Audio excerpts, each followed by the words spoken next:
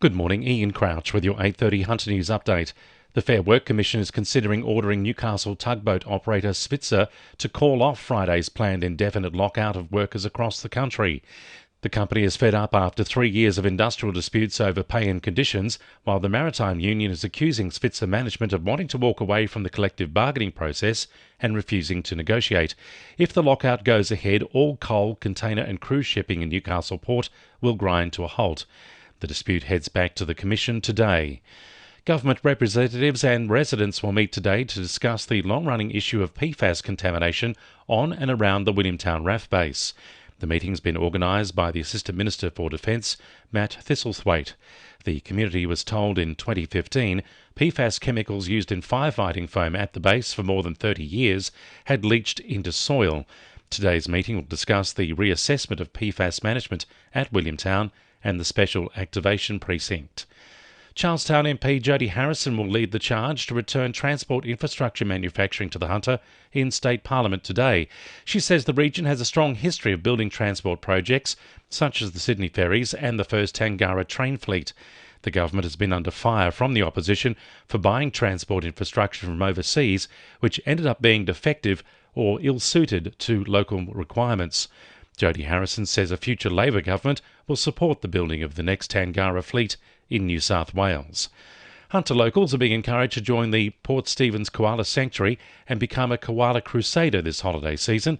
The membership includes an annual pass, personal tour and discounts at retail stores at the sanctuary, all while raising money for the Koala Hospital.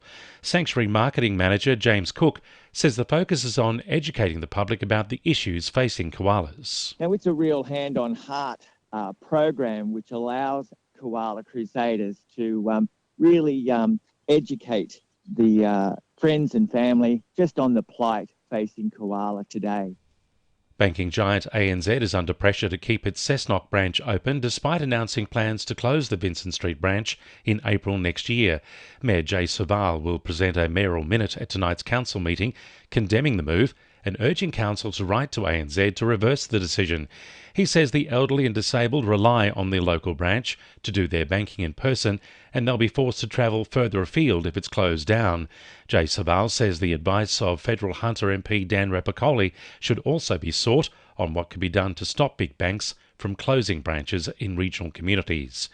The Westpac Rescue Helicopter is calling on locals to spare $1 and help the service find the $14 million it needs to stay afloat for another year.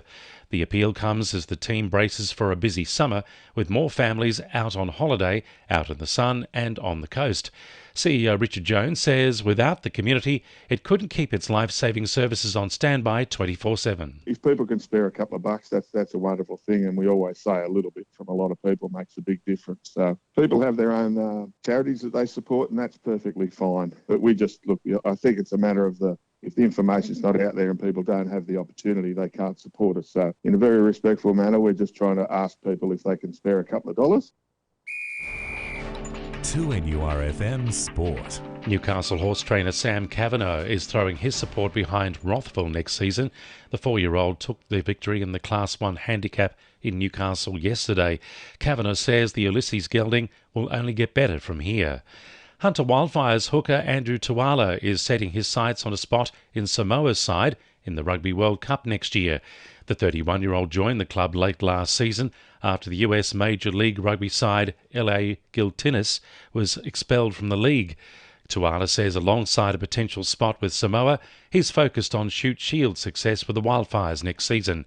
And the Knights are chasing former Olympic Rugby Sevens player Lachlan Miller for next season.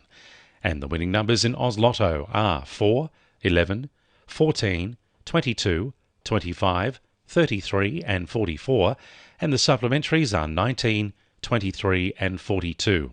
And now you're up to date with the latest 2NURFM Hunter News.